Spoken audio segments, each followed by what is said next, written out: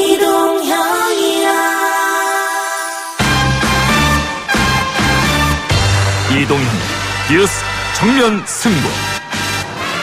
이동형의 뉴스 정면 승부.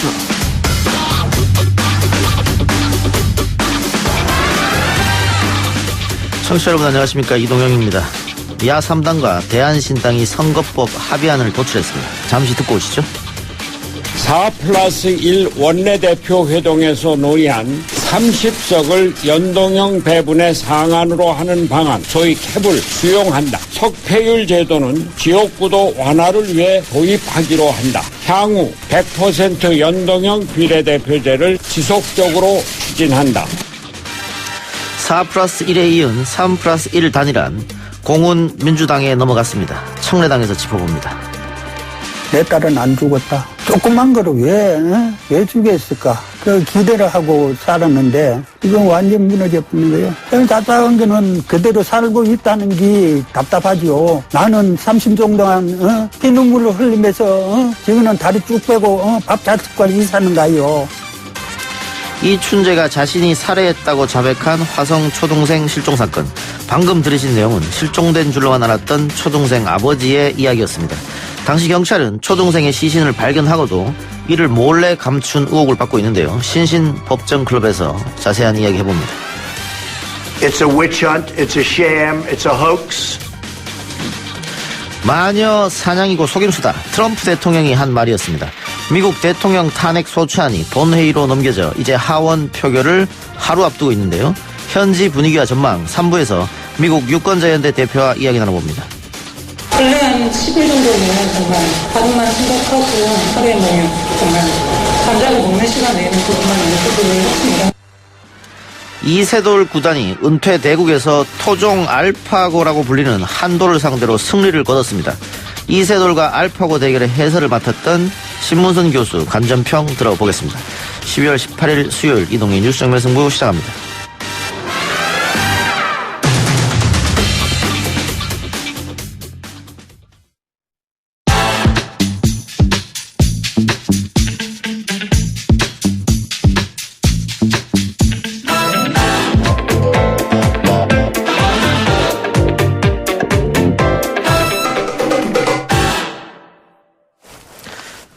매주 수요일에 만나는 남자입니다. 더불어민주당 마포울 지역위원장 정청래 전 의원 나왔습니다. 어서 오십시오. 네, 안녕하십니까. 정청래입니다.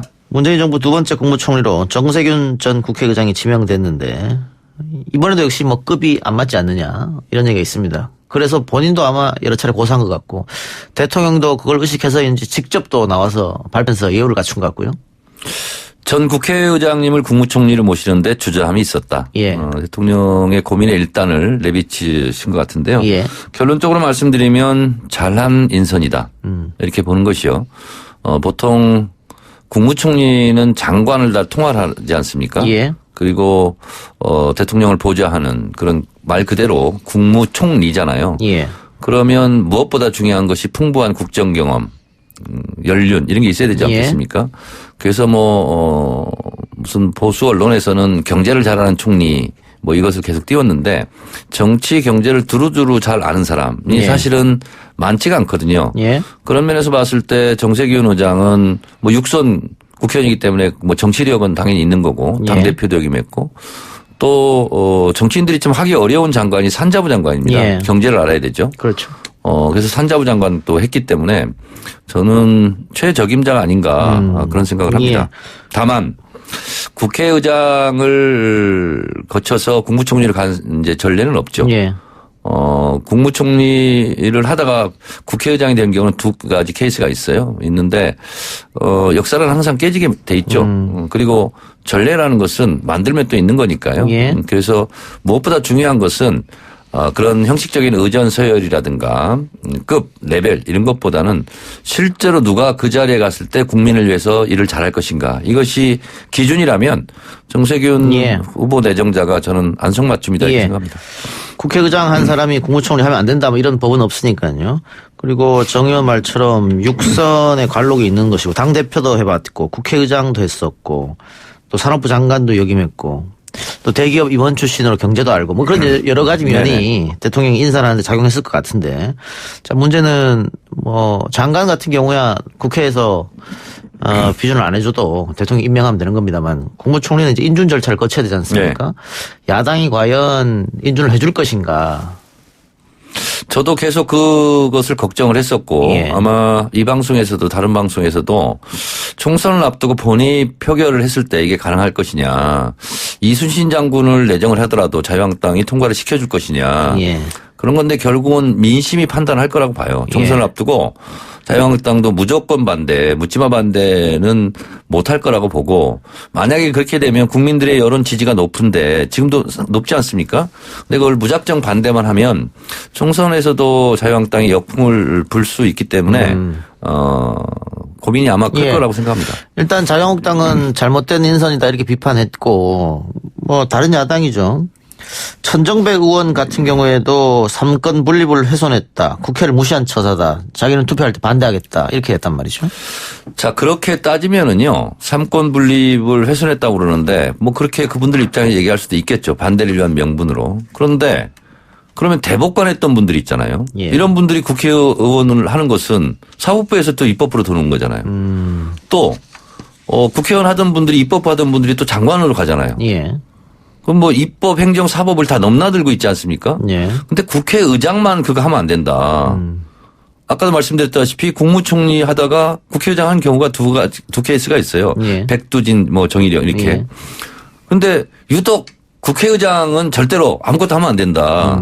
이것도 너무 억지 논리인 것 같아요. 어제 우리가 서른 의원과 인터뷰를 했었는데 서른 의원은 어렵지 않게 통과될 것이다 이렇게 예측하던데 정재원 의원 어떻게 생각하십니까? 자유한국당은 무조건 반대를 할 것 같고요. 지금 뭐 굉장히 격앙된 뭐 그런 논평들을 쏟아내던데 뭐 과반수는 넘지 않을까 그런 생각이 듭니다. 알겠습니다. 자, 이렇게 되면 또 이낙연 총리의 향후 정책은 어떻게 되느냐. 벌써부터 여러 가지 이야기가 나오던데 정세균 의장의 지역구인 종로로 갈 것이다 이런 얘기도 있고요. 또 비례를 받지 않겠느냐 이런 얘기도 있고. 그건 아무도 알 수가 없죠. 그리고 또 본인이 원한다고 또 그대로 다 된다는 보장도 없고 아마 당과 충분히 상의를 해서 가장 총선 승리에 시너지를 낼 수 있는 그런 역할을 하게 되지 않을까 그런 생각이 드는데 예를 들면 선대위원장을 하게 되면 지역구를 하면서 선대위원장 하기는 좀 어렵거든요. 그런 것을 다 두루두루 고려를 해야 될 것으로 봅니다. 당과 긴밀히 협의하겠다 뭐 이런 얘기도 이낙연 총리가 한 것 같은데 이낙연 대 황교안 뭐 이런 이야기도 나오더라고요. 종로에서 맞붙을 것이다. 아무래도 종로 같은 경우는 또 정세균 의장이 뭐 발로 닦은 지역 아닙니까? 그래서 종로에서 정세균 의장이 굉장히 고생을 많이 했더라고요. 아침 새벽 5시, 6시에 약수터 거의 매일 다니고. 그래서 그러한 스킨십이 없으면 아무리 종로라는 상징성이 있지만 좀 힘들지 않을까 이런 생각이 들고 정세균 의장을 지지했던 종로 구민들이 마음에 들어야 될 거 아닙니까? 그래서 그런 여러 가지 변수들이 있을 것 같아요. 이명박, 노무현 전 대통령이 다 종로 지역구 출신인데 이낙연 총리도 벌써 뭐 다음 대권 이야기가 나오고 있으니까 본인은 어디를 더 원한다고 보세요? 다음 대권 꿈꾸기 위해서는 공동선대위장 맡아서 비례로 가는 게 좋겠느냐, 지역구를 만드는 게 좋겠느냐. 그러니까 이제 무게감이 생기지 않았습니까? 전직 국무총리 신분으로 이제 할 텐데 한 지역구에 매몰돼서 그 지역구 선거만 하는 것은 안 원하지 않을까 그런 생각이 듭니다. 그러면 전국 선거를 지원하는 것에 대한 역할을 본인이 아마 저는 선호할 것 같아요. 그러면 지역구는 좀 어떨까 이런 생각이 좀 드는데. 비례를 받아서 전국으로 도는 것이 보는 게 낫다고 판단할 수도 있다. 그럴 수도 있고 옛날에 김대중 대통령이 흔히 쓰던 전술이 있죠. 비례 마지노선. 뒷번을 받아가지고. 여러분들이 찍어줘야 저도 비례대표 됩니다. 뭐 이런 전략을 쓸 수도 있고요. 그건 아직 너무 좀 무르익지 않은 얘기라서 말하기가 좀 조심스럽네요. 지금 속보가 나오고 있는데요. 지금 박찬대 원내대변인이 기자 브리핑을 하고 있는데 연동형 캡 30석 안은 수용 가능하다. 다만 석패율제에 대한 부정적 의견이 많다. 지금 민주당 의총을 했기 때문에 의총에서 나온 내용을 브리핑하는 것 같습니다. 다른 야당에 재고를 요청한다라고 했는데 결국 이렇게 되면 또 원점 아닙니까? 사실은 여기 방송 오기 전에 예. 민주당 의원한테 제가 통화를 해서 예. 분위기를 파악을 해봤어요. 예. 근데 석패율 제도는 받기 어렵다 하는 분위기가 이제 거의 대부분인가 봐요. 예. 그래서 예전 같은 경우는 뭐 영호남에서 당선되기 어려우니까 석패율 제도 하는 게 의미가 있는데 지금은 부산에서도 민주당 의원이 5명이 당선되고 또 호남에서도 정운천 의원이 당선되고 그러지 않았습니까? 예. 그래서 본래 지역감정 타파를 위한 석패율의 의미는 좀 퇴색하고 오히려 다른 꼼수로 작용할 가능성이 높다. 예를 들면 이런 거예요. 노무현 대통령 같은 경우 부산에서 뭐 40몇 프로를 받고도 떨어졌잖아요. 예. 근데 만약에 이 제도가 악용이 되면 10몇 프로 받고 떨어진 사람도 국회의원이 될 수도 있다는 거죠. 그러면 과연 그것은 국민의 민심을 반영하는 것이냐. 예. 이렇게 악용될 소지가 있다라는 게 이제 지금 현재 우리 민주당의 이제 정서인 것 같습니다. 예. 석패율제는 못 받겠다. 이게 이해찬 대표의 워딩이었는데 의총 끝나고 석패율제는 다시 한번 재고해달라. 그래서 워딩이 약간 부드러워졌네요. 자극하지 않겠다는 겁니까? 아무래도 이제 협상을 해야 되니까요. 네. 어쨌든 받기는 어렵다. 글쎄요. 시간이 얼마 없는 것 같은데 계속해서 지금 좀 어려워졌네요. 조금 더 지켜보기로 하고요. 자유한국당이 벌써 3일째 국회에서 규탄 대회를 열었습니다. 황교안 대표 등 지도부는 폭력 사태 관련 고발도 당했는데 한국당 내에서조차도 황교안식 이 투쟁 방식에 문제점을 제기하던데 의원님 보시면 어떻습니까? 이거는 자유한국당을 제외하고 다른 당이 자유한국당의 폭력 규탄 대회를 규탄하는 대회를 열어야 될 정도로 상당히 이거는 지금 민심도 악화돼 있고 자유한국당이 왜 이렇게까지 무리수를 두는지를 모르겠고 더군다나 그런 경우가 있으면 야당의 지도자는 가서 만류하고 귀가를 종용해야 될 텐데 거기서 더 오히려 선동하는 듯한 이런 뭐 우리가 이겼다라든가 뭐 이런 거는 대단히 부적절한 것이고 제가 예언하건대 이런 폭력 사태로 인해서 자유한국당 몇 석은 날아갔을 겁니다. 그것 때문에 아마 자유한국당 내부에서도 반발이 나온 것 같은데 익명을 전제로 해서 다 이야기를 하고 있거든요. 과거처럼 뭐 소장파들이 이야기한다거나 공개적으로 문제를 삼는가 이런 건 없는 것 같은데 결국 총선을 앞두고 공천을 신경 쓰는 겁니까? 불출마 선언한 김영호 의원 같은 경우는 황교안 대표에게 직접 대놓고 얘기를 한 것 같아요. 총선 불출마 선언해라. 그래서 뜻있는 자유한국당 의원들 같은 경우는 황교안 대표의 지금의 이런 리더십, 어설픈 리더십에 대해서 굉장히 부글부글 끓고 있죠. 예. 안철수 전 대표는 돌아올까요? 어떻습니까? 돌아오지 않을 것 같습니다. 왜냐하면 성격상 우물쭈물하다가 아무것도 결론을 내지 못하고 총선을 휙 지나가지 않을까 그런 생각이 듭니다. 알겠습니다. 연동형 얘기는 우리가 앞에서 잠깐 했었고요. 자, 북미 이야기 좀 해봅시다. 네. 스티브 비건이 공개적으로 북한에 이야기하자라고 했는데 그거는 그 비공개적으로 제안했다가 아무런 대답이 없으니까 다시 한번 공개적으로 한 것 같은 느낌이 든단 말이죠. 공개 비공개로 다 바람 맞은 것 같습니다. 네. 북한이 이렇게 나오는 이유는 뭘까요? 다만 조금 기대를 할까요? 북한이 바로 반박 성명을 내지 않고 침묵으로 일관해버렸거든요. 그건 아직 끈이 남아있다 이렇게 봐도 되는 거 아닙니까? 오늘 시점이 이제 12월 지금 며칠입니까? 13일입니까? 이제 지금 한참 신년사 작성 기간이에요. 18일입니다, 지금. 예. 네? 18일. 오늘 18일이군요. 네. 그러면 지금 이제 김정은 신년사 1월 1일 발표해야 되니까 막판 지금 원고 수정할 때이거든요. 예. 그래서 신년사의 방향을 어떻게 가져갈 것인가 북한도 굉장히 지금 세밀하게 분석을 하고 있을 거라고 보고요. 예. 아무래도 이제 김정은 위원장의 뜻에 따라서 이제 뭐 연락을 하고 안 하고 할 텐데 지금 상황으로서는 굉장히 고심하는 걸로. 고심하고 북한도. 있다. 네. 자, 근데 비건 대표가 원래 한국과 일본을 방문할 예정이었는데 갑자기 중국을 건너간단 말이죠. 이거는 어떤 뜻이 있을까? 중국을 지렛대 삼아서 대화를 시도하는 그런 노력하는 모습을 보여주는 것이 있을 거고. 예. 그리고 실제로 이제 중국에서 왕이 외교부장이라든가 뭐 시진핑 주석한테 이러저런 메시지를 주고 좀 다리 역할을 해달라. 아무래도 그러기 때문에 중국을 가지 않았을까요? 근데 북한에서 계속 새로운 카드를 내놓으라고 하지 않습니까? 근데 미국에서는 새로운 카드 내놓지 않고 계속 대화만 하자고 하면 북한이 응할 것이겠느냐. 그러니까 미국 트럼프 대통령이 지금 실기를 했어요. 네. 북한한테 밀려서 할 수는 없는 거거든요. 지금 체면 때문에. 그럼 북한이 이렇게 좀 강경하게 나오기 전에 뭐 대화 제의를 한다거나 아니면 새로운 셈법 뭐 얘기를 했으면 될 텐데 지금은 서로 마주보고 달리는 기차처럼 지금 뭐 부딪히기 일보 직전인 것 같습니다. 예. 중국과 러시아가 유엔 안보리에 대북 제재 완화 결의안 제출했습니다. 이건 어떻게 받아들이면 되겠습니까?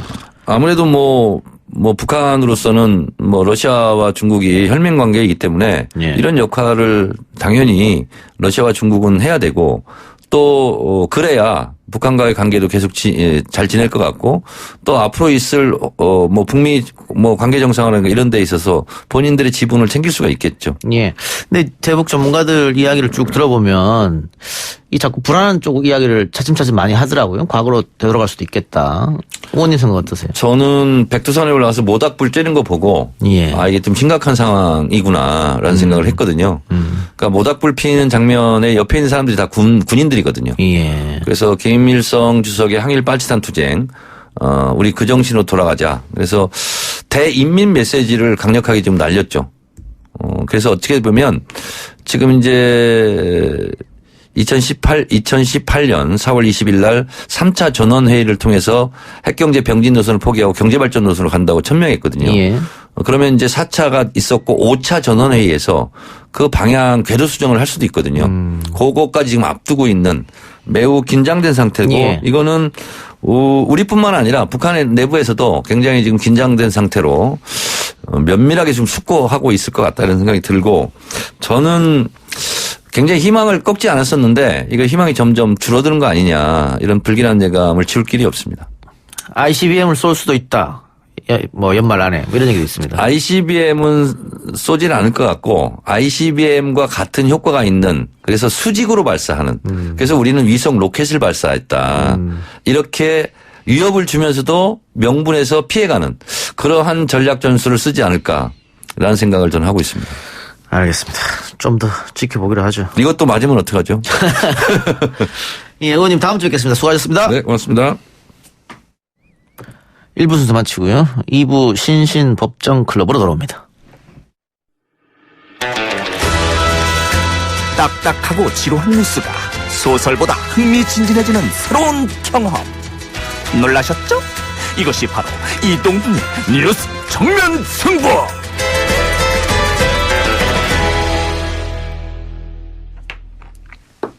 YTN 라디오 이동희 뉴스 정면 승부 2부 시작합니다. 신신 법정 클럽 신윤준 변호사, 신장식 변호사 나왔습니다. 어서 오십시오. 네, 안녕하세요. 신장식입니다. 네, 안녕하세요. 신신입니다. 청와대 하명 의혹을 수사하는 검찰이 오늘 오전 국무총리실 압수수색에 나섰습니다. 이 수사와 국무총리실 어떤 관계가 있어서 국무총리실 압수수색했을까요? 이게 뭐 사실 저는 왜 이게 그 어떤 자료를 얻기 위해서 국무총리실 압수수색을 했다라고 생각되지는 않아요. 왜냐하면 문무행정관이 청와대에 근무하다가 지금은 국무총리실에 송기현 전 울산 부시장하고 연락을 했다라고 하는 그 문무행정관이 그러면 이제 청와대 때 작성한 무슨 문서가 있다라고 하면 그게 청와대 PC에 있거나 본 개인 PC에 있지 지금 국무총리실 PC에 있겠어요? 그래서 어떤 자료를 얻기 위해서 갔다기보다는 저는 왜 했느냐 그것도 하필 왜 오늘 했느냐가 더 중요하다고 봐요. 예. 오늘 왜 했을까? 오늘 조국 전 민정수석이 동부지검에 가서 조사받았어요. 예. 지난번 조사에서 엊그제 조사에서 유재수 건 관련된 조사를 받았거든요. 그럼 오늘 가면 김기현 건 관련된 조사를 받았을 가능성이 전 매우 높다고 보고 예. 이때 김기현과 관련된 핵심 고리라고 생각되는 그 문무행정관이 근무하는 국무총리실을 압수수색함으로 인해서 수사에서 압박을 주려고 하는 의도가 있지 않았을까라고 하는 생각이 하나 들고요. 그러니까 검찰이 국무총리실 압수수색한 것은 청와대 행정관으로 근무했던 문모 행정관이 지금은 청와대를 나와서 국무실에서 일하고 있으니까 그때 당시에 당신이 뭐 수사를 했던 뭐를 했던 간에 조사를 했던 뭘 했던 간에 보고서를 가공을 했던 썼던 간에 그걸 가지고 있지 않겠느냐라고 해서 했다는 거죠, 압수수색을? 네, 그렇죠. 김기현 전 울산시장이 그리고 이런 주장을 해요. 당시에 청와대 근무하던 문무 행정관이 단순히 뭐 편집하고 이런 게 아니라 분명히 어떤 추가적인 가공이 있었다라고 주장을 하고 뭐 이제 보도에서는 검찰에서 그 가공한 부분을 입수했다라고 이제 보도가 되는데 사실 정확하게 뭘 가공했다라는 건지는 밝히지 않았어요. 결국 왜 했느냐라고 했을 때 저는 또 왜 오늘 했느냐는 조국 전 민정수석이 오늘 조사받는 날이다라고 하는 게 하나가 있을 거고요. 근데 왜 했느냐라고 했을 때는 하나는 저는 가공한 정황이라는 말을 언론에 올리기 위해서 한 거다. 이 가공한 정황이라는 말이 굉장히 중립적인 말처럼 보이지만 사실 예. 가공한 정황이라고 하는 말을 국민들은 또 언론에서는 어떻게 받아들이냐 하면 단순히 첩보를 이첩한 게 아니라 뭔가 보태기했다. 보태기를 했다. 어떤 디렉션을 줬다. 라고 하는 것으로 받아들이거든요. 예. 그러니까 가공한 정황이라는 말을 언론에 보여주기 위한 것이 하나일 예. 거고, 그다음에 국무총리실, 청와대뿐만 아니라 국무총리실까지 거침없이 권력 전체에 뭔가가 있는 거 아니냐라고 하는 분위기와 정황적인 이런 예. 느낌을 좀 주기 위한 거 아니냐, 저는 뭐 그렇게 보입니다. 일단 청와대에서는 가공한 적이 없다. 제보받은 내용을 요약해서 정리했을 뿐이다라고 얘기했기 때문에 그 언론 보도 내용하고 지금 다르거든요. 네.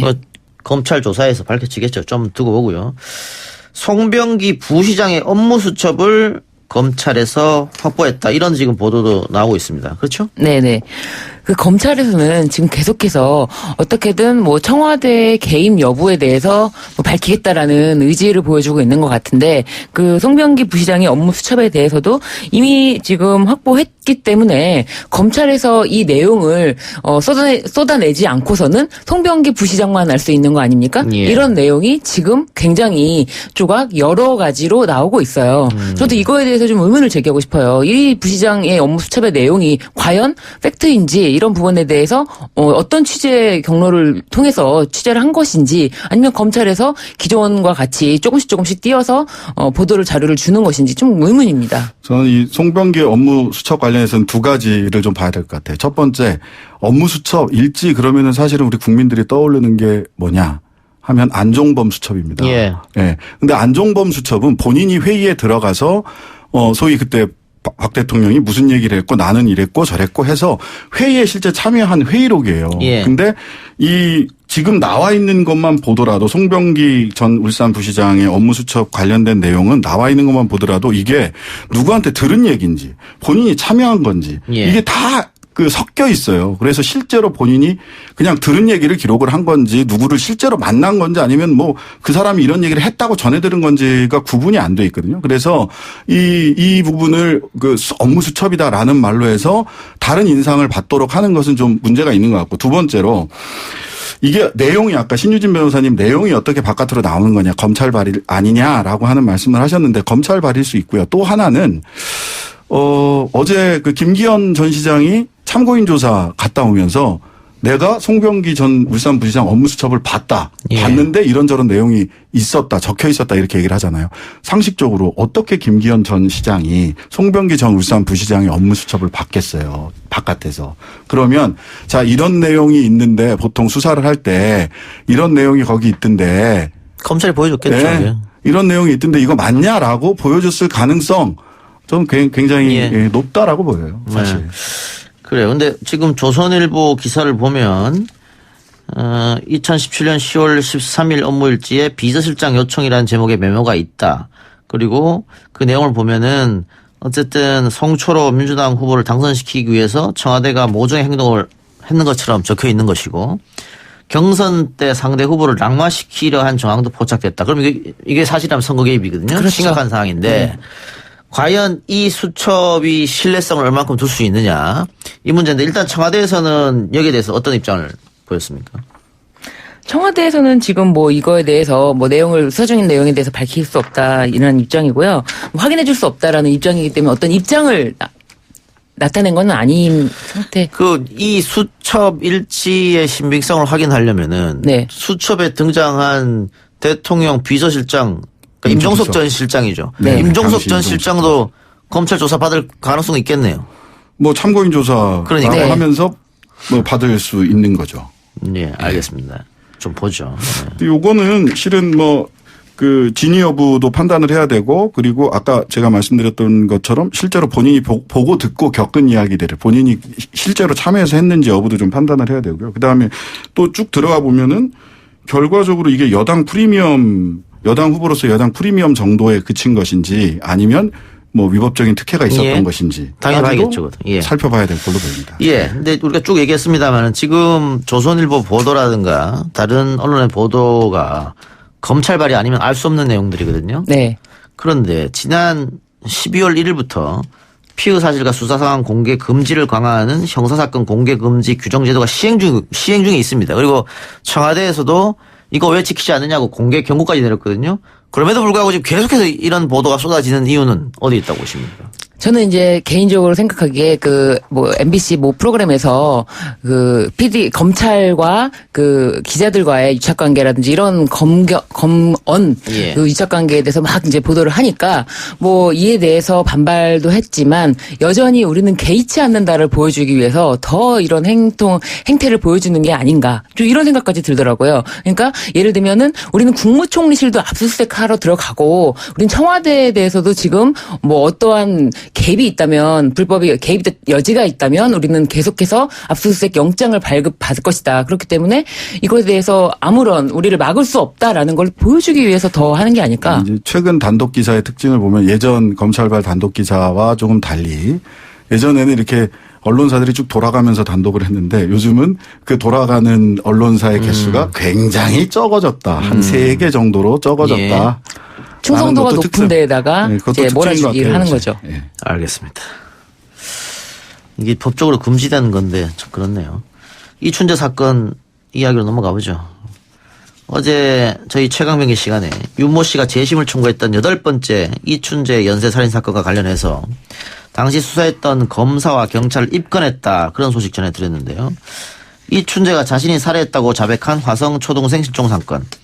그런데 이 충격적인 사실이 드러났습니다. 당시 경찰이 초동생의 시신을 발견하고도 이것을 은폐했다. 어떻게 받아들여야 할까요, 이걸? 이게 분명히 당시 경찰 수사관과 또 함께 민간인이 동행을 했는데 지금 이춘재가 자백한 그 상황과 똑같은 일이 벌어졌다. 그러니까 네. 줄넘기로 네네네. 손을 뒤로 네. 묶여서 사망한. 그런데 이걸 삽을 가지고 덮었다는 거잖아요. 왜 이런 일이 벌어졌을까요? 이게 연쇄살인 사건이 계속 일어나는데 또 일어나면 큰일 난다 이런 판단을 했을까요? 그런 것이었겠죠. 그래서 당시에 또 이제 그때 굉장히 큰 압박을 받고 있었고 그러다 네. 보니까 이제 유류품부터 다 숨겼잖아요. 유류품 발견되는데 일단 유류품 숨겼고 그다음에 시신이 발견되는데 또 시신 숨겼고 그래서 결국 그냥 실종 사건으로 처리를 했는데 당시에 받고 있는 압박감이 분명히 있었을 거라고 보입니다. 근데 그런 압박감과 별개로 지금 30년이 지난 다음에 그 시신을 찾지 못하는 상태가 지금 돼버렸잖아요. 유류품과 진술만 있고, 유류품도 없고 이제 진술만 있고 시신을 찾지 못하는 상태가 됐으니 이 가족들의 심정을 생각을 해보면 자신의 압박을 가지고 그 경찰이나 수사기관의 압박을 가지고 이거를 우리가 도저히 이해할 수 없는 사태가 벌어진 거죠. 6월도 못 찾는 상태가 됐잖아요. 예. 유족들은 당연히 그렇겠죠. 네. 딸이 살아있을 줄 알고 매번 또 기다렸을 거 아닙니까? 경찰을 믿고. 네. 그런데 참 안타까운 일이 벌어졌네요. 그때 윤모 씨를 검거한 직후 있었던 일이기 때문에 그 당시에 이런 공적을 다 나눠 가졌는데 검찰과 경찰 나눠 가진 후라서 이런 새로운 시신을 발견했다라고 하면은 그 사건부터 재수사가 다시 들어올까봐 다시 재조명될까봐 그 연쇄살인이 아니냐라는 그런 언론의 어떤 압박이 더 들어오면은 그것에 대해서 자신들이 사실은 부당하게 좀 수사했던 부분들이 그 당시 바로 드러날까봐 그런 것들이 좀 크지 않았나 싶어요. 이거 재조사한다고 하는데 재조사해도 공소시효가 지나서 처벌을 못하죠. 그렇죠. 공소시효가 지나서 처벌은 불가능합니다. 처벌이 불가능하더라도 유족들의 입장이나 또 이런 걸 봤을 때는 반드시 사실조사는 분명히 해야 된다. 네. 진실은 알려줘야겠죠. 네.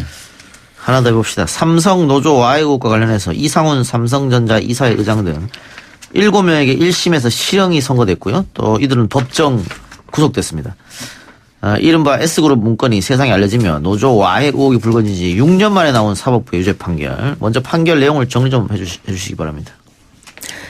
네, 이 판결은 지금 삼성전자 노조가 이제 설립이 되자 2013년도에 탈퇴 회의를 하고 협력 업체가 이렇게 됐다면은 폐업을 유도하고 막 그랬는데 그래서 이 이제 미래전략실에서 이 삼성 전자 노조를 와해하기 위해서 여러 가지 이제 지시를 내리고 이런 것에 대해서 뭐 실제로 실행하는 일이 있었는데 이게 사실 소송이 제기된 지 6년 만입니다. 예. 그런데 이제 이게 수사 뭐 재판이든 수사든 미진했는데 그 MB 사건 때 증거가 다량으로 다시 별건이지만 다량으로 확보가 돼서 이게 이제 빨리 1심이 선고가 된 거죠. 예. 그나마. 어쨌든 유죄가 선고됐다고 하는 것은 법원에서 삼성이 조직적으로 노조 활동을 방해했다 이렇게 네. 판단했다고 보면 됩니까?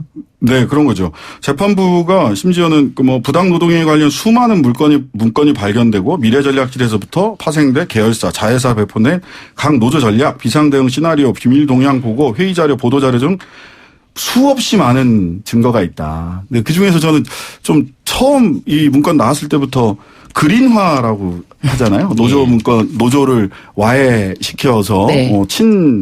그 사측으로 만드는 걸 그린화라고 하는데 이게 뭘 연상시키냐면 사실 전두환 정권 때 집회 시위하는 데모하는 학생들 군대에다가 강제 징집해서 들여다 놓고 녹화 사업이라고 예. 했단 말이에요. 녹화 예. 사업. 그러니까 삼성판 녹화 사업 전두환 시절에 삼성판 녹화 사업을 한 거예요. 근데 이게 그대로 드러났고 이게 자기들은 잘 모르고 관여 안 했다라고 계속 발뺌을 그 임원진에서는 해왔는데 같이 공모 공동 정범으로서의 또는 심지어는 구체적으로 지시했던 정황이 그대로 다 문건에서 드러났기 때문에 결국은 법정 구속형까지 간 거죠. 예, 헌법에 보장된 노동자의 권리를 무시했던 것인데 그런데 이게 과연 일부 삼성의 간부들만 처벌해서 될 일인가? 사실은 뭐 이병철 회장부터 이건희 회장부터 쭉 내려와서 절대로 노조는 안 된다고 공공연하게 얘기했었잖아요. 예, 그러니까 우리 이병철 자꾸 하신 이병철 회장께서 내 눈에 흙이 들어가기 전에는 노조는 안 된다라고 말씀을 하셨는데 흙이 들어가셨으니까 이제 노조를 해도 되는 거죠. 근데 그거를 자꾸 고 이병철 회장의 유지를 사실은 이건희, 이재용 이분들이 다 위배하고 있다. 흙 들어가셨으니까 이제 노조 제대로 인정하고 같이 노조를 정당한 주체로 회사 운영의 주체로 좀 인정해야 될 것 같습니다. 예. 이제는 뭐 노조를 인정한다고 공식 얘기 밝혔고 삼성에서 네. 그리고 이번 사건에 관련해서 이제 사과문도 밝혔는데 네. 어쨌든 그 삼성의 제일 윗선에서 공식적인 사과가 있어야 되지 않을까. 아니 근데 삼성은 사실 이것만 사과할 게 아니라요. 삼성이 지금 그 재판에 걸려 있는 이재용 사건부터 시작을 해서 보면.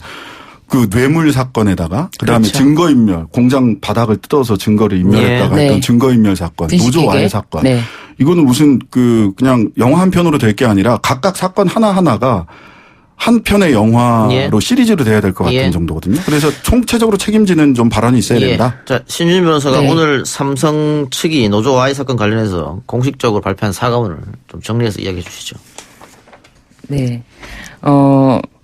사실 삼성전자 서비스 노조 와해 사건으로 뭐 임원들이 무더기로 실형을 선고받은 데 대해서 많은 분들께 걱정과 실망을 끼쳐드려서 죄송하다라고 하면서 뭐 다시는 이런 일이 발생하지 않도록 하겠다. 그리고 과거 회사 안에서 노조를 바라보는 시각과 뭐 인식이 국민의 눈높이와 뭐 사회의 기대에 미치지 못했음을 인정한다라고 하는데 좀 이 미래전략실에 그 가장 그 총수인 그 이재용 부회장이 그냥 이런 사과만으로 끝낼 거는 아니지 않느냐. 책임론이 지금 계속 얘기가 되어 있는데 지금 딱 그래서 뭐 꼬리 자르기 아니냐. 이재용 부회장까지만 안 가도록 모두 밑에서 막은 게 아니냐. 이런 의심이 아직 풀리진 않았다고 저는 생각이 들어요. 예. 그래서 이런 의심까지도 확실하게 좀 정리가 됐으면 좋겠다는 생각도 듭니다. 아까 우리 이병철 회장 잠깐 얘기했습니다만 이병철 회장도 사카린 밀수 사건 터졌을 때 일선에서 후퇴한다. 사과하고 후퇴해서 나중에 또 복귀했거든 슬그머니. 네. 이건 회장도 배임 횡령죄 터졌을 때 일선에서 후퇴하겠다고 나중에 또 슬그머니 복귀했단 말이에요. 이번 이재용 부회장 체제에서도 지금 여러 가지 사건에 대해서 공식적으로 사과를 하고 있습니다만은 과연 얼마나 진정성이 있을까 이건 우리 국민들이 판단해 줄 거라 믿습니다. 두 분 수고했습니다 오늘. 예, 감사합니다. 네, 감사합니다. 1, 2부 순서 마치고요. 뉴스 듣고 옵니다.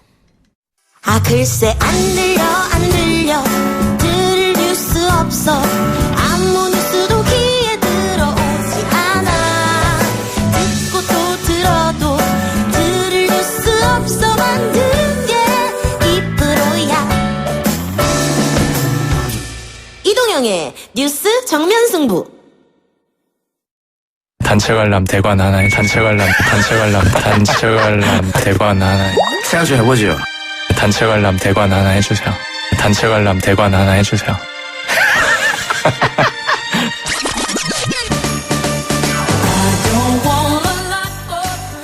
네, 여러분들에게 연말 선물 헤로니모 단체 관람. 월요일, 화요일 신청을 받아서 선정이 다 완료됐는데 아무래도 연말이고 하다 보니까 취소하는 분들이 많이 생겨서요. 한 번 더 안내해드리겠습니다. 이번 주 금요일입니다. 20일 오후 8시 상암동 메가박스 1관에서 헤로니모 단체 관람이 있습니다. 신청해 주시면은 뭐 제가 쏘는 거니까요. 여러분들 티켓 받아서 영화 보시면 됩니다. 영화 보고 싶으신 분들은 샵 0945 우물정 0945번으로 연락 주시기 바랍니다. 네, 화이트 나드 이동형 뉴스 정면승부 3부 시작하겠습니다. 미국 이야기 해봅시다. 우리 시각으로 내일 오전 미국 하원이 트럼프 대통령의 우크라이나 스캔들에 대한 탄핵 소추안 본회의 표결을 실시합니다. 탄핵 소추안이 하원 본회의를 통과하려면 과반 찬성이 필요한데 민주당이 다수인 하원과 공화당이 다수인 상원의 탄핵 표결은 결과가 예상되는 부분이긴 합니다. 미국 내 정치 상황은 우리와도 밀접한 관련이 있는 만큼 지금부터 이 얘기 한번 해보겠습니다. 미주 한인 유권자연대 김동석 대표 연결합니다. 대표님 나와 계십니까? 네, 안녕하세요. 예, 제가 잠깐 설명을 드렸습니다만 미국 대통령 탄핵 절차를 다시 한번 설명해 주시죠. 예, 대통령이 이 탄핵될 만한 범죄 행위가 드러났다 하면 우선 조사를 하죠. 예. 그리고 조사 내용에 따라서 탄핵에 대한 그 발의를 하고 이런 것들을 그리고 심판을 하고 결정을 하고 의회가 합니다. 예. 예, 그러니까 국민들이 한다고 해도 틀린 건 아니죠. 일단 하원에서 탄핵 소추안을 만들어야 됩니다. 통과를 시켜야 되는데요. 예. 그 방송 초반에 말씀하신 것처럼 이제 내일 아마 그 결의안을 표결에 붙일 것 같거든요. 예. 지금 민주당이 공화당에 비해서 한 30여 명 이상 의석이 많기 때문에 예. 트럼프 대통령 하원에서의 탄핵 소추안은 통과가 된다 이렇게 보는 게 맞고요. 예. 심판을 결정을 이건 이제 상원에서 합니다. 예. 상원에서는 3분의 2 이상이 동의를 해야 이게 결정이 되는데요. 예. 지금 한 3명 공화당이 더 많지만은 이게 진짜 결정이 되려면은 공화당에서 한 20여 명 이상이 이탈이 돼야만 탄핵이 되기 때문에 예. 거의 불가능하고 그래서 탄핵은 트럼프 대통령이 이번 되는 게 아니다. 이렇게 보는 게 맞습니다. 예. 절차가 이렇습니다. 예. 그러면은 하원에서는 민주당 의원이 많은데 과반 찬성이면 통과가 되니까 통과될 가능성이 높은데 상원에 가면은 3분의 2가 찬성해야 되는데 지금 절반 이상이 공화당 의석이기 때문에 이건 불가능하다 이 말씀이지 않습니까? 여보세요? 여보세요? 네네. 자, 그러면 민주당이 이런 하원, 상원의 절차를 다 알 텐데 불가능한 것처럼 보이는 것을 왜 이렇게 끝까지 밀고 있을까? 정치적인 목적이 있습니까? 사실 이 탄핵이란 거를 놓고 양당이 다 계산을 가지고서 이 시도를 했죠. 민주당은 어차피 2020년 선거에 공화당 트럼프가 후보인데 예. 이러한 대통령의 그 자질이나 리더십에 대해서 시민들 앞에 좀 드러내려고 했던 이런 전략이 있었던 것 같고요. 있었고 공화당 쪽의 트럼프 쪽에서는 탄핵이라는 측면이 그렇게 전략적으로 불리하지 않다. 왜냐하면 트럼프 대통령이 갖고 있는 지지층들을 결집을 하면은 자동으로 트럼프 대통령 지지층들은 이 확대가 되기 때문에요. 예. 그래서 양 당이 탄핵이라는 이슈가 선거 전략상 있어서는 다 계산이 있었는데 결론적으로 봐서는 지금 훨씬 더 공화당 트럼프 대통령이 좀 유리하게 됐다. 트럼프 대통령의 그 스윙 스테이트에서의 지지층들은 훨씬 지지율이 올라가고 확산이 된 게 여론조사에서 나오고 있거든요. 그러면 이렇게 보여지죠. 예, 대표님 말씀처럼 공화당 지지층은 결집을 하고 민주당은 이탈을 한다. 혹시 이 탄핵 통과시켜서 민주당이 역풍 맞을 가능성도 있습니까? 사실 그 클린턴 때를 보면서 전문가들이 많이 평가를 하고 있는데요. 지금 트럼프 대통령 탄핵 소추안, 하원에서 준비한 탄핵 소추안이 클린턴 대통령 때보다 훨씬 약하다 이런 얘기가 나오죠. 예. 탄핵을 추진했다가 안 되면은 탄핵을 추진한 당은 굉장히 큰 데미지가 있습니다. 손해를 보게 돼 있습니다. 예. 지금 여론이 좀 그렇게 나오기 때문에 그렇지만 민주당 쪽에서는 사실 우크라이나 스캔들 나온 다음서부터는 이 시민의 여론이 있었습니다. 당내에 아주 좌파 쪽에 있는 의원들, 프로그레시브 그룹 의원들은 사실 트럼프 대통령이 그런 것들을 고발해내려는 게 목표가 있었기 때문에 지도부에서는 좀 신중했지만은 9월달 우크라이나 스캔들에서는 안 하면 안 되는 분위기가 있었다. 이렇게 시작이 된 겁니다. 혹시 내일 그 하원에서 부결될 가능성도 있습니까? 지금 볼 때는 전혀 없습니다. 네, 부결될 가능성은 없고, 지금 예상 의원들이 나오는 거 보면은, 과반수가 넘습니다. 예. 이미 의견을 표한 의원들, 아마 지금, 미국 쪽 방송을 보실 수 있으면은 계속해서 이제 그 뉴스가 나오는데, 예. 하원은 결의안이, 소추안이 통과된다. 이렇게 보는 게 맞습니다. 상원은 언제 열립니까? 근데 이렇게 되면은, 그 다음 주 24일 이전에 이게 끝나고서 그 크리스마스 휴회가 들어갑니다. 예. 그러니까 1월 둘째 주서부터 상원으로 올라가서 본격적으로 이걸 검토하고 이게 이제 또 상원에서 표결을 붙여질 텐데요.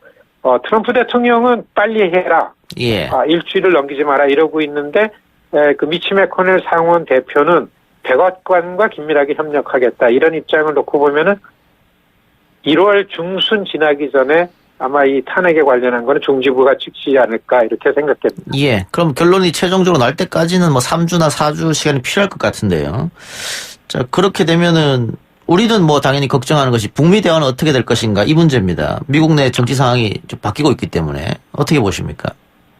사실 트럼프 대통령 쪽 미국의 전문가들은 북이 미국과의 관계를 계속 이어가려고서 연내 다른 셈법을 요구하는 거에 대해서 트럼프 대통령 탄핵이 추진 중에 탄핵 소추안이 나오고 상원으로 넘어가고 이럴 때는 트럼프 대통령이 어떤 회담 같은 거 할 결의이 없기 때문에 예. 잘 모르는 거 아니야. 이러지만 북쪽에서는 연내 다른 셈법 했기 때문에 지금 굉장히 이게 긴장 상황이 되고 있는데요. 예.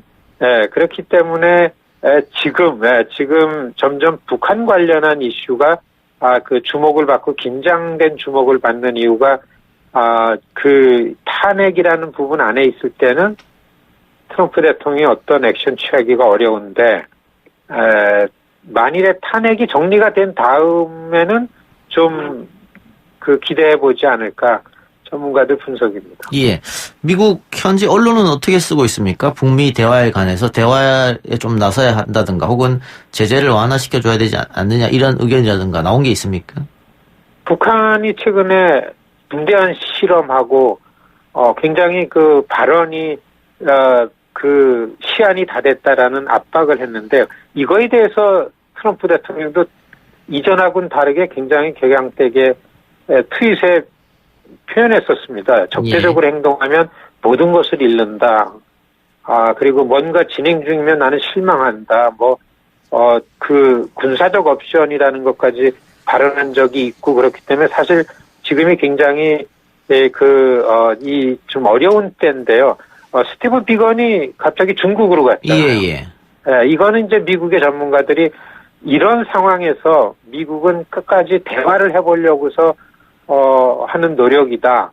그리고 아직 한 열흘 남지 않았습니까? 예. 그렇기 때문에 거의 많은 쪽에서는 북이 스티브 비건을 아마 만날 가능성이 크다 이렇게 이제 전망이 많습니다. 예. 이게 서로 양쪽이 다 하기 때문에 그렇지만은 그 양쪽 지도력 리더십이 어떻게 할지 모르니까 굉장히 어려운 때다 이렇게 보여집니다. 지금 우리 언론에서는 북한이 ICBM을 발사할 가능성도 있겠다 이런 보도가 나오는데 미국 조야나 언론에서는 어떤 얘기가 나옵니까? ICBM 가능성 언급하고 있습니까? 그렇죠. 그런 얘기들 나오고 해설에서 나오는 걸 보면은 트럼프 대통령의 외교적인 가장 성과 하나 하면은 북과의 이 평화 분위기를 만들어낸 건데요. 예. 이 부분에 있어가지고 북이 장거리 미사일을 쏘면은 이제 이 전반적인 게 다 선거가 막 시작되면서 없어지는데 그렇기 때문에 트럼프 대통령도 선거에 개입해서는 안 된다. 이런 걸 구체적으로 노골적으로 발언을 한 적이 있습니다. 트위터에요. 예. 네, 그렇기 때문에 그 만일에 ICBM이 발사가 되면은 트럼프 대통령 어떻게 할지가 모르기 때문에 하노이 회담이 이 결렬이 되고 나서 워싱턴에서 그동안 김정은 위원장과의 회담을 해나간 트럼프 대통령을 비판하던 세력들이 잠잠해진 적이 있었습니다. 예. 북의 위협에 대해서, 북의 핵에 대해서 트럼프 대통령이 대화뿐만 아니라 강경하게 어떤 대처를 하는 것도 그 트럼프 대통령 내에서는 그렇게 치명적이지는 않다. 트럼프 대통령의 리더십을 발휘하는 것은 강경한 대처를 할 수 있는 부분이 있다. 굉장히 좀 어려운 상황이죠. 그렇군요. 이런 분석, 이런 전망을 하는 데도 있습니다. 알겠습니다. 하나만 더 여쭙고 마치죠.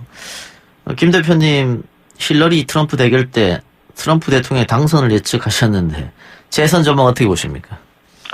저는 지금 상황으로 봐서는 트럼프 대통령 재집권이 크다. 가능성이 크다. 이렇게 보여집니다. 트럼프 대통령이 5개, 6개 주 스윙 스테이트에서 이기면서 대통령이 됐는데, 한 450만 표 국민표는 지면서도 대통령 선거제도로 인해 가지고 했는데, 그 5개, 6개 주의 지지율이 2016년 선거 때보다 훨씬 지지율이 높게 나왔습니다. 탄핵으로 인해서 지지율이 높게 나왔습니다. 또 다른 트럼프 재집권 되는 상황에 우리가 좀 대비해야 되지 않을까, 이런 생각이 듭니다. 알겠습니다. 김 대표님, 오늘 말씀 고맙습니다. 네, 안녕히 계십시오. 예, 지금까지 미주 한인 유권자연대 김동석 대표였습니다. 예, 이어서 바둑 이야기 해봅시다. 은퇴를 선언한 이세돌 구단 토종 AI 한돌과 은퇴 대국을 펼쳤습니다. 인간이 진 것이 아니라 이세돌이 진 것이다. 자신이 없어요, 질 자신이. 이런 명언을 남기게 됐던 이세돌 구단인데요. 구글 알파고에게 유일한 패배를 안겼던 인간 이세돌 구단은 오늘 대국에서도 92수 만에 불계승을 거뒀다고 합니다. 알파고 대결 후 3년 9개월 만인데요. 관련 소식, 이세돌과 알파고의 마지막 대국 해설을 했던 신문선 교수에게 들어보겠습니다. 교수님 나와 계십니까? 네, 안녕하세요. 신문선입니다. 바둑에도 조예가 있으셨습니까? 이거 뭐 축구 얘기를 해야 되는데, 섭외를 받고 이게 상당히 좀 고민하다가 인터뷰 응하긴 했습니다. 바둑을 즐기죠. 그러니까 축구를 얘기하면 아마추어 조기의 선수가 대표팀 이거 해설하는 것을 이렇게 재미로 들으시면 될 것 같아요. 예. 축구 해설하고 바둑 해설 어느 게 더 재밌습니까? 축구는 아무래도 좀 동적인 스포츠고요. 예. 바둑은 완전 정반대의 정적인 스포츠잖아요. 예. 그러니까 이제 해설의 그 방향이나 내용이 전혀 다르죠. 골이 터지면 축구는 소리 지르지만 바둑은 예를 들어서 알파고가 이제 그 당시에 칠 때 악수를 두더라도 축구처럼 골 터질 때처럼 이렇게 소리 지르지 못하는 그런 종목이죠. 네. 예. 각각의 매력이 있다. 이렇게 보고요. 자, 오늘 경기는 어떻게 보셨습니까? 오늘 저도 관심을 갖고 텔레비전 중계를 봤어요. 초반에 이세돌 프로가 3D, 그러니까 바둑판에 이제 세 면의 귀퉁이, 모서리 쪽에 세 귀를 차지하기 위해서 차분하게 이제 집바둑을 뒀거든요. 예. 그리고 이제 그렇게 포석한 후에 중반까지 아무래도 공격을 받는, 그러다 보니까 이제 수세에 몰리는 듯한 이제 이렇게 흐름으로 갔었거든요. 예. 그러다 보니까 이세돌 그러면 굉장히 공격적인 바둑을 두는 프로로서 인기가 상당히 높은데요. 예.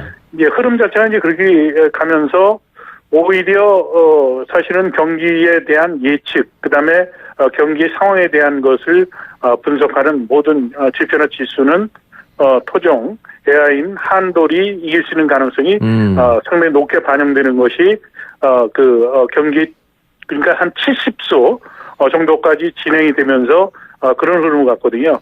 결국은 지난번 알파고 때와 마찬가지로 결정적인 그 실책을 한돌이 범하면서 아하. 이세돌 프로가 승리를 하는 불계승을 하는 예. 그런 아주 절묘한 그 경기가 있었다고 저는 이렇게 생각합니다. 그럼 이세돌 구단이 평상시 대국과는 조금 다른 작전으로 나왔는 겁니까? 제가 볼 때는 이세돌 프로가 알파고 때도 그랬지만 토종 AI인 그 한돌과 경기를 하면서 이 컴퓨터가 갖고 있는 한계, 그리고 통계적 수치와 통계적 어떻게 보면 모형을 갖고 바둑의 수를 찾는 이 기계와 이제 인간이 붙은 거 아니겠어요? 예. 이제 거기에 대해서 어떻게 보면 컴퓨터가 예측 가능한 그 변수에서 좀 벗어난 아주 절묘한 수를 뒀던 거죠. 사실은 그 수는 이세돌 프로도 경기가 끝나고 나서, 대국이 끝나고 나서 인터뷰 때 보니까 평범한 프로라고 하더라도 수는 실수를 하는 수가 아닌데 한돌이 최악의 수를 선택을 해서 이길 수 있었다라고 결국은 평가를 했었거든요. 예. 그러니까 결국은 한돌이 이세돌을 꺾을 것으로 모든 사람들은 예상을 했습니다만 예. 인간이 이 컴퓨터를 이긴 또 아예 그 기적의 경기로 예. 이렇게 후세해 역사를 기록하지 않을까 예. 생각합니다. 근데 네. 오늘 이세돌 구단이 불계승을 거두면서 네. 그 한돌이 약했던 게 아니냐 이런 이야기도 있습니다만 지금까지 한돌이 했던 전적을 보면 네. 대한민국 랭킹 5위 안에 드는 프로기사들 다 꺾었단 말이죠. 그리고 그렇죠. 한돌 측에서도 오늘 굉장히 준비를 많이 했다 이렇게 말했고 말이죠. 근데 네. 왜 그런 실수가 나왔을까? 버그라고 얘기를 하죠. 예. 어떻게 보면 그러니까 운동선수들도 타이밍의 일관성을 위해서 시도 때도 없이 축구선수는 슈팅 연습을 하고 야구선수들은 방망이질을 하는 거거든요. 예. 근데 이러한 세계적인 선수들도 골대 앞에서 헛발질을 하거나 똥볼을 차거나 야구선수도 상실을 당하지 않습니까? 예. 컴퓨터도 결국은 인간이 개발을 하고 인간이 거기에 관한 통계적 여러 가지 지수들을 입력을 시켜서 경우의 수를 만들었던 거거든요. 예. 거기서 아까도 말씀드렸지만 버그가 일어난 것으로 저는 이렇게 생각을 해요. 왜냐면 이세돌 프로가 앞서도 얘기했듯이 대국이 끝나고 나서 평범한 프로라도 그 수에 잘못된 어떻게 보면 판단을 하지를 않았을 것이다. 인간 같은 경우는요. 근데 대한민국의 내노라는 프로들을 전부 5명을 꺾었던 한돌이 결국 이제 거기서 무너져서 불개패했던 거거든요. 예. 그래서 저는 이세돌 프로가 오늘 경기에서 이긴 것은 지난번 알파고와 마찬가지로 이런 컴퓨터의 세상에 우리가 살고 있긴 하지만 결국은 인간이 기계와 싸워서 이길 수 있는 그러한 기회는 충분히 있다는 것을 저는 이렇게 해석을 했습니다. 이 말씀 듣다 보니까 이 한돌과 알파고가 대결하면 슈퍼컴퓨터와 슈퍼컴퓨터가 대결하면 어떤 결과가 나올까 그런 것도 궁금해지긴 하네요. 그렇죠. 왜냐하면 지금 사실은 이세돌과 이 경기 이면에는 지금 슈퍼컴퓨터 얘기를 하셨는데요. 네. 벌써 슈퍼컴퓨터 간의 경기를 해서 랭킹을 지금 매겨놓고 있지 않습니까? 예. 그러니까 이 경기에 왜 국내 바둑인뿐이 아니라 많은 최첨단 이 컴퓨터를 다루는 업종에서 이 경기에 관심을 가질까요? 결국은 이것은 바둑이라는 인간의 두뇌와 싸우는 이 기계의 게임이었지만 이것은 하나의 산업적 시각에서 오늘 경기 결과가 아마 이 산업 전반에 큰 영향을 끼칠 것으로 저는 보고요. 아마 또 저는 이런 생각을 했어요. 이세돌 프로가 비교적 어린 나이임에도 불구하고 젊은 나이임에도 불구하고 은퇴를 선언하지 않았습니까? 예. 이세돌 프로의 은퇴는 과연 이루어질 것인가? 약속을 했으니까 일단 은퇴를 한다고 하더라도 끊임없이 이세돌 프로에 대한 바둑계에서의 러브콜은 계속되지 않을까. 그것은 한국뿐이 아니라 이제 중국에서도 그렇고요. 중국에서도 이세돌 프로가 굉장히 인기가 있거든요. 예. 이세돌 프로의 기질이 일사불태입니다. 그러니까 맞서면 절대로 물러서지 않는 그런 기백이 있고 사실은 이제 그러한 기세 때문에 이세돌 프로에 대한 팬들이 상당히 많거든요. 그래서 오늘 경기 결과는 이세돌 프로에 대한 새로운 또 평가, 인기를 더욱 크게 하는 그런 요인이 되지 않을까도 생각을 해봤습니다. 앞으로 2번 대국이 더 남았다고 하는데 어떻게 예측하십니까? 상당히 전 관심이 가요. 예. 만약에 앞으로 2경기에서 토종 AI 한돌이 패한다면 이 슈퍼컴퓨터의 이것은 지난번에 알파고하고 다른 결과로 결국은 나타나는 거 아니겠어요? 그렇죠. 예. 거기서 치명적인 것은 상당히 한돌 입장에서 상당히 타격을 받겠죠. 그리고 지금 AI 한돌도 세계 슈퍼컴퓨터 쪽에서 이제 바둑에서 랭킹 3위에 올라 있을 정도로 신뢰도나 타당도나 객관성에서 이미 입증이 된 거거든요. 입증이 된 거거든요. 이제 그런 측면에서 2차전, 3차전 때는 사실은 이세돌 프로가 은퇴를 선언하고 연습을 그렇게 많이 하질 않는데 심리적으로 상당히 어떻게 보면 고민하면서 이 대국을 준비를 했다고 하지 않습니까? 2차전, 3차전 때는 한돌 입장에서 상당히 긴장을 할 수밖에 없다. 이렇게 저는 조심스럽게 생각을 해봅니다. 더 재밌게 지켜볼 수 있겠네요. 네. 홍익대학교 정문 앞에 와우 갤러리라고 있는데 이거 위원님께서 운영하신 갤러리라고요? 저 이제 학교 퇴직하면 제가 좋아하는 거 하고 또 인생을 즐겨야 될 거 아니에요. 예. 앞서도 얘기했지만 바둑과 저의 인연은 제가 대한체육회 이사할 때 모든 체육인들이 바둑을 대한체육회 준가맹단체로 가입할 때 반대했었어요. 예. 근데 저는 바둑을 대한체육회 준가맹단체로 받아들여야 된다고 해서 혼자서 아주 투쟁적으로 싸워가지고 받아들이는 그 계기가 됐었거든요. 예. 제가 앞서도 얘기했지만 축구는 동적인 스포츠잖아요. 예. 20년 넘게 저는 축구 선수 생활을 했는데 늘 제 머릿속에 내재되어 있는 것은 상대를 걷어차고 상대에게 태클해서 볼을 뺏고 이 폭력적인 내재가 돼 있어요. 예. 저뿐이 아니라 모든 이 신체적 접촉이 있는 선수는 다 그런 질환을 앓거든요. 예. 그것을 떨기 위해서는 정적인 부분이 상당히 중요하고 바둑도 한 방법이었겠죠. 음악이나 또는 마시는 차나 뭐 이런 것을 즐겼는데요. 제가 홍대 앞에는 지금 임대료가 비싸서 갤러리 다 골목 쪽으로 쫓겨가고 세계적인 미술대학이 있는데도 불구하고 대중과 호흡하는 이런 갤러리가 없는 것에 대해서 이제 사회공헌적 차원에서 화가들이 뛰어놀 수 있는 운동장을 만들자. 예. 이제 그런 생각으로 갤러리를 만들어서 아주 요즘에 상당히 주변에서 인사받기 바쁩니다. 부럽다. 예. 그리고 고맙다라고도 얘기도 많이 듣습니다. 홍대 쪽에서. 홍대 정문 앞에 와우 갤러리. 네. 예, 알겠습니다. 그럼 마지막으로 전화 연결 어렵게 했으니까 오늘 한일전 전망 하나 여쭤보고 마치겠습니다. 동아시안컵 열리는데요. 네. 이게 지금 우리 수출이 문제로 해서 외교적으로 갈등 양상도 있고 꼭 이겼으면 하는 마음이 우리 국민들한테 있을 겁니다. 또 홈 경기이고 하고 어떻게 예상하십니까? 자, 지금 말씀하셨듯이 스포츠는 역사와 그리고 지금 우리 이제 독도 문제, 교육 문제 이런 것들이 오버랩이 돼가지고 게임 자체는 상당히 이제 재밌어지는 거죠. 결국 그것은 시청률이나 또 관중들이 몰려가는 요인이 될 텐데요. 일본에게는 고스톱 쳐서도 고스톱에도 져서는 안 된다라고 얘기를 하죠. 저는 늘 즐겨서 중계할 때마다 한일전 할 때마다 이렇게 오프닝을 했었습니다.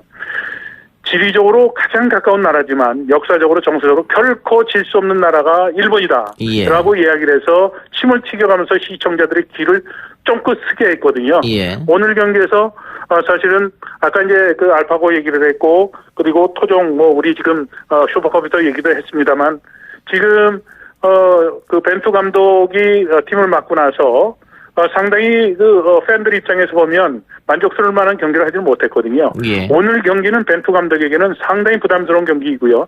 또 팬들 입장에서는 일본과의 최근에 있었던 여러 가지 역사적 갈등이나 또 경제적인 문제 이런 것들이 겹쳐져 있기 때문에 팬들 입장에서는 무조건 이겨달라고 아마 주문을 할 겁니다. 홈그라운드이기 때문에 한국 대표팀은 선취골을 넣으면 쉽게 우리가 이길 수 있는 기회가 옵니다만 예. 만약에 첫 골을 일본 쪽에 내주게 되면 경기는 걷잡을 수 없는 흐름으로 갈 수도 있다는 것을 이렇게 경계를 해야 된다라고 말씀을 드리겠습니다. 예, 선제골이 중요하다 이 말씀이네요. 그렇죠. 예, 알겠습니다. 오늘 인터뷰 고맙습니다. 네, 감사합니다. 예, 지금까지 신문선 명지대 교수였고요. 3부도 마치고 저는 4부에서 축구 얘기 본격적으로 해보기로 하겠습니다. 뉴스 신동. 이 작가와 함께하는 비포장 뉴스 해학. 뉴스 정면 승부.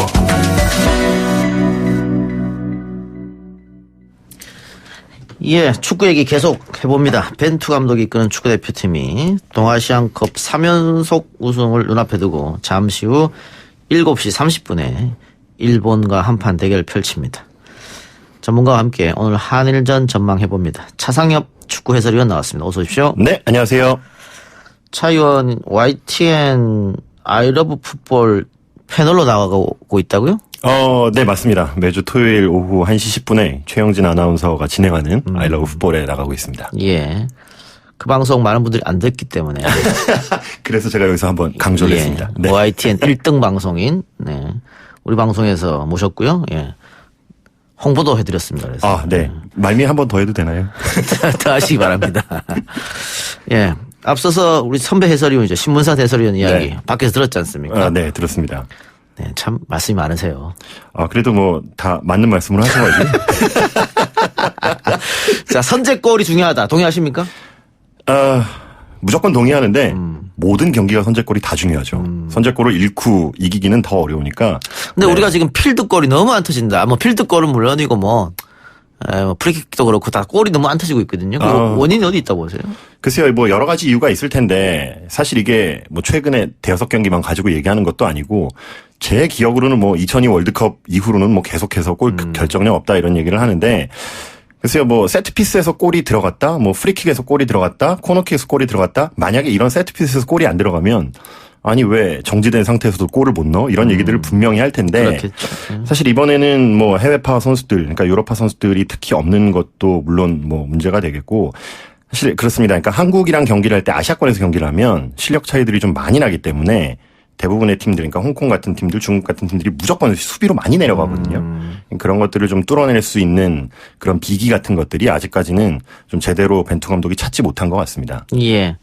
자, 오늘 이겨야지만 우승이죠. 네, 맞습니다. 그러니까 이 대회 자체가 한국, 일본, 중국, 홍콩 이렇게 네 나라가 나오는데 한국이 이제 홍콩, 중국한테 이겼고요. 그러니까 일본도 2승을 거둬서 이게 뭐 결승전이 따로 있는 대회는 아닌데 결론적으로는 결승전처럼 돼버렸습니다. 그러니까 이제 이 경기에서 비기게 되면 만약에 비기면 이제 일본이 득실해서 앞서기 때문에 일본이 우승을 하고 한국으로서는 뭐 골 차이에 상관없이 이기기만 하면 이제 우승을 하는데 약간의 페널티는 있는 거죠. 그러니까 비기게 되면 우승은 아니지만 이기면 우승을 할 수 있는 그런 상황이죠. 근데 동아시안컵이 한국, 일본, 중국, 북한 이렇게 네 나라가 시작하지 않았나요? 홍콩이 들어왔네요. 네, 맞습니다. 그러니까 이 한국, 일본, 중국 같은 경우는 이제 피파 랭킹에 따라서 가장 높은 세 팀은 이 결승 라운드에 진출을 하고요. 이제 나머지 한 팀, 그러니까 이 동아시아 연맹이 한 10나라가 되는데요. 뭐 마카오도 있고 괌도 있고 뭐 대만도 있고 약간 좀 차이가 있는데 이 팀들은 예선을 통해서 1, 2차 예선을 통해서 이제 한 팀이 올라오게 되는데 이번 이제 남자팀은 홍콩이 올라오게 돼서 한중일 경기에 이제 홍콩이 끼게 됐습니다. 예. 자, 오늘 경기가 한국, 일본전도 있습니다만 중국, 홍콩전이 또 있습니다. 그래서 한일전도 그렇고 또 중국, 홍콩도 그렇고 지금 굉장한 갈등 양상이 있지 않습니까? 그렇죠. 묘하게 이렇게 잡혀버렸어요. 네. 이게 사실 뭐 흥행 카드를 맞추려고 이렇게 마지막 날 했는지는 정확히 제가 잘 모르겠지만 뭐 한일전이야 뭐 어떤 경기를 해도 하다못해 뭐 초등학생, 중학생 경기를 해도 한일전은 뭐 정말 뭐 엄청난 경기가 될 수밖에 없고 말씀드렸다시피 중국하고 홍콩 최근 뭐 이렇게 안 좋은 관계에서 만나기 때문에 이번 경기 또 예매표가 벌써 2만 표가 이미 예매가 됐다고 얘기를 하는데 저는 사실 앞선 한국 두 경기가 중국전에서 뭐 한 홍콩전에 한 1,000표 정도가 관중 1,000명 들어왔고 그 다음 경기 중국전에서 한 7,000명 정도 들어왔기 때문에 이게 2만 표가 전부 홍콩 중국 팬들이 아닐까라는 생각을 했는데 지금 현장에 가 있는 이 동료 얘기를 들어보니까 그건 아닌 것 같고 앞서 지금 경기 열리고 있거든요. 근데 그 경기는 그렇게 많은 관중이 들어오진 않았고 지금 밖에서 많이 대기를 하고 있답니다. 예. 중국 홍콩전은 객관적 전력상 중국이 승리를 하겠죠? 그렇죠. 뭐 객관적 전력만 놓고 본다면 홍콩이 한국, 중국, 일본에 낄 수 있는 정도는 뭐 엄밀히 아니라고 보고요. 뭐 축구적으로만 본다면 이번 경기에서는 중국이 훨씬 더 유리할 가능성이 높습니다. 알겠습니다. 자, 여자 대표팀 한일전이 있었는데 패했습니다. 네. 뭐 일단 그래서 남자팀이 더 간절하게 승리를 원하는 거일 수도 있는데 일단 결과적으로 후반 43분에 페널티킥을 주면서 이제 패했거든요. 예. 뭐 냉정하게 보면 일본 여자 축구가 아시아에서는 가장 뭐 실력이 좋습니다. 전력이 가장 좋고 실제로 이날 승리하면서 3승을 거뒀는데요.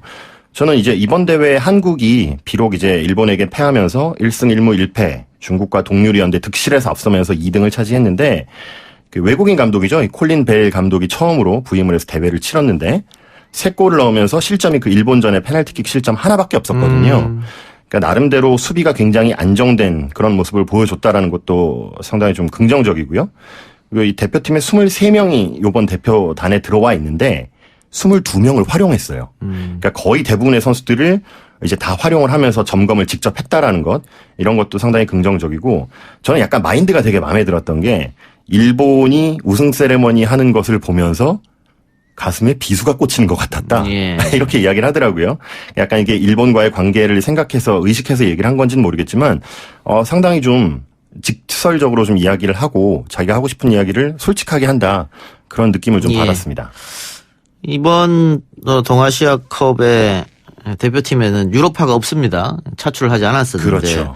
그래서 팀이 조금 전체적으로 다운된 게 아니냐. 그런 얘기를 합니다만, 뭐 마찬가지로 일본도 그런 거 똑같은 거잖아요. 그렇죠. 뭐 일본뿐만이 아니라 중국도 마찬가지고, 뭐 물론 중국은 이제 유럽에서 뛰는 선수들이 그렇게 많지는 않지만 이번 대회는 뭐 아시겠지만 국제축구연맹, 그러니까 피파라고 하죠. 이 피파가 뭐 한 달에 한 번, 4주에 한 번, 5주에 한 번 이런 이 텀을 두고. 그러니까 피파 A매치 주간이라고 해서 그러니까 월드컵 예선은 만약에 한국이 경기를 한다면 유럽에서도 유럽 팀들끼리 경기를 하고 아프리카도 경기를 하고 그 주간에만 하는데 12월에는 그 A매치 주간이 없습니다. 그러니까 사실 이게 A매치는 맞지만 피파가 내보내도 된다라고, 그러니까 선수들을 차출해도 된다라고 규정이 돼 있는 대회가 아니기 때문에 뭐 당연히 소속팀 입장에서는 뭐 손흥민 선수라든지 황희찬, 황의조 이런 선수들을 내줄 필요가 없는 거죠. 네, 그래서 그 선수들도 휴식이 좀 필요할 테고 말이죠. 그렇죠. 근데 사실은 지금도 또 경기들을 소속팀에서 치르고 있기 때문에 이 선수들이 쉰다기보다는 어쨌든 장거리 여행은 안 하는 쪽으로 좀 가닥이 잡혔습니다. 예. 자, 한일전이 우리 선수들한테는 굉장히 부담으로 작용할 텐데. 선수들은 어떤 각오일까요? 글쎄요, 뭐 선수들 인터뷰한 내용들을 제가 뭐 직접 하지는 않았지만 간접적으로 이제 가 있는 이 동료들에게 얘기를 들어보면 사실 또 이렇게 기자들이 질문을 그렇게 하잖아요. 일본전인데 반드시 이겨야 되는 거 아니냐? 이 질문 자체를 이제 일본의 포커스를 맞춰서 하기 때문에 대부분의 선수들이 패하는 거 생각하지 않는다. 당연히 우리가 이긴다. 이렇게 이야기는 하지만 사실 이제 일본도 뭐 유럽파들이 빠져있긴 하지만 조직력이 상당히 좀 좋은 팀이거든요. 그리고 오늘 경기에 또 관중들도 상당히 많이 또 들어오시기 때문에 좀 적지 않은 부담은 분명히 될 거예요. 예. 중국과의 대결에서는 우리가 점유율에서 상당히 앞서 나가는 모습을 보여줬는데 일본하고 경기는 어떻게 될까요? 점유율에서 앞설 수 있을까요? 뭐 점유율은 사실 한국이 조금 더 앞설 수는 있다고 봐요. 그러니까 일본 같은 경우는 이 대표팀이 이 내년에 올림픽을 대비해서 그러니까 22세 이하 선수들로 지금 구성이 되어 있거든요. 거의 대부분이요. 그렇습니까? 네. 그러니까 올림픽은 23세 이하 선수들이 주로 나가는 대회이기 때문에 그러니까 23세 이하만 나갈 수 있는 대회이기 때문에 이 팀이 이제 한 18세, 19세부터 계속해서 이 모리야스 하지메 감독이 계속 이끌어오고 있는 팀이거든요. 그러니까 전체적인 조직력은 훨씬 더 한국보다는 갖춰진 짜임새는 더 좋을 가능성이 높아요. 아, 그 팀워크는 당연히 앞서겠죠. 그렇죠. 계속 손발을 맞춰왔으니까. 네네. 그런데 22세 올림픽 축구 대표팀이 온다는 거지 않습니까? 그렇죠. 거의 주축이라고 봐야죠. 우리는 성인 대표팀이잖아요. 그럼 지면 안 되겠는데 정말? 뭐 저도 그렇게는 생각합니다. 근데 뭐 사실 한국하고 일본과의 경기는 냉정하게 보면 일본 전력이 현재로서는 피파 랭킹도 그렇고 더 높은 건 사실이에요. 뭐 피파 랭킹이 결과를 좌우하는 건 아니지만 한 10번 정도 경기를 한다면 지금 상태라면 아주 베스트 전력이 붙으면 한 6번 정도 일본이 이기고 한국이 4번 정도 이길 수 있는 약간 그 정도 차이라고 볼 수 있는데. 우리 해외파가 총 출동해도 그렇습니까? 사실 그래도 5대5 정도로 딱 볼 수 있을 것 같고요. 근데 사실 이 딱 4번이 언제 나올지 모르는 거잖아요. 그렇죠. 또 중요한 경기에 나오는 게 중요한데 이 한국이 또 그런 큰 경기들에서 일본에게 또 좋은 성적들을 올렸기 때문에 오늘 또 이기면 우승이잖아요. 뭐 이런 또 타이틀이 걸려있기 때문에 좀 힘을 낼 것 같습니다. 예. 오늘 몇 대면 예상하십니까? 아, 이게 제일 어려운데요. 이걸 혹시 까먹지 않으실까 했는데 저는 1대0 봅니다. 아. 당연히 한국이 이기는 거고요. 1대0. 네. 너무 안정적이죠? 골이 안 터지는 걸로 한 거 아닙니까? 그동안 안 터졌던 골이 이 경기 들어서 갑자기 확 터질 것 같진 않고요. 예. 그럴 것 같았으면 벌써 앞 경기들에서 좀 많이 터져줬어야지 이 기대감이 있는데 어쨌든 지금 이번 대회 들어서 실점이 없잖아요. 예. 수비는 상당히 좀 좋아졌다고 보고 전체적으로 수비수들의 이 피지컬도 상당히 좋아요. 일본 공격수들에 비해서는. 그러니까 수비는 큰 실수만 하지 않는다라면 뭐 당연히 뭐 실점을 안 하기를 바라지만 그래서 저는 많은 득점은 안 될 것 같고 그렇다고 지거나 비긴다고 예상할 수는 없잖아요. 그래서 1대0 봅니다. 저는 2대0으로 보겠습니다. 그래도. 어디인지는 말씀 안 하시고요. 한국이 이깁니다. 2대0. 네. 예. 제가 또 준 축구 전문가거든요. 네. 제가 먹일 겁니다. 내기에서. 꼭 네. 뭔가 이렇게 걸어야지. 다음 주 출연분 걸래요? 좋습니다. 네. 알겠습니다. 자, 2022년 월드컵까지 앞으로 대표팀 일정이 많이 남아 있는데 올해 대회는 올해 이제 대표팀 소집은 없죠? 이게 그렇죠. 끝으로. 네, 이제 공식 경기는 이제 이번 경기로 이제 올해는 끝나고요. 뭐 올해가 별로 남지도 않았으니까요. 예. 올해는 이제 일정이 이렇게 마무리가 되고 사실 지금 아시아 지역 2차 예선, 그러니까 2022년 카타르 월드컵인데 아직 3년이 남았는데 왜 이렇게 일찍부터 하냐라고 생각들을 많이 하시는데 지금은 이제 2차 예선이고요. 예. 뭐 투르크메니스탄, 북한, 레바논, 스리랑카 이렇게 묶여 있고 한국이 2승 2무 나름대로 지금 패가 없이 이렇게 아주 깔끔하게 다 승리하는 경기들이 그렇게 많지는 않은데 어쨌든 순항을 하고 있고요. 요 2차 예선이 일단 내년 한 6월까지로 끝이 나거든요. 예. 그렇게 된다면 이제 곧바로 내년 이제 9월부터 최종 예선 10개 팀이 이제 나가는 최종 예선을 나가는데 거기서 이제 각 조에서 2위 내에 들면 월드컵을 나갈 수가 있게 됩니다. 예. 몇 장 걸려 있습니까? 아시아에? 4.5장이 걸려 있거든요. 예. 근데 이제 카타르가 나가기 때문에 카타르를 포함한다면 이제 5.5장이라고 봐야죠. 예. 네. 그러니까 나중에 이제 5위가 되면 굉장히 어려운 상황이 되죠. 그러면 또 플레이오프 거쳐야 되네요. 네. 대륙간 플레이오프를 또 해야 됩니다. 어떻게? 오세아니아 쪽 갑니까? 아닙니다. 이번은 정해져 있는 것이 아니라 이제 그 0.5장이 걸려 있는 대륙이 4대륙이 걸려 있기 예. 때문에 거기서 이제 추첨을 통해서 그때 이제 결정이 됩니다. 그럼 유럽하고도 할 수 있겠네요? 유럽은 확실하게 걸려 있어서 0.5로 걸려 있질 않습니다. 그래서 지금 오세아니아하고 남미하고 아마 요렇게 또 하나가 있습니다. 유럽은 걸려 있지는 않습니다. 알겠습니다. 좀 지켜보도록 하죠. 오늘 말씀 고맙습니다. 네, 감사합니다. 오늘 방송 여기서 마치고요. 저는 내일 이 시간 돌아오겠습니다. 들어주신 여러분 대단히 감사합니다.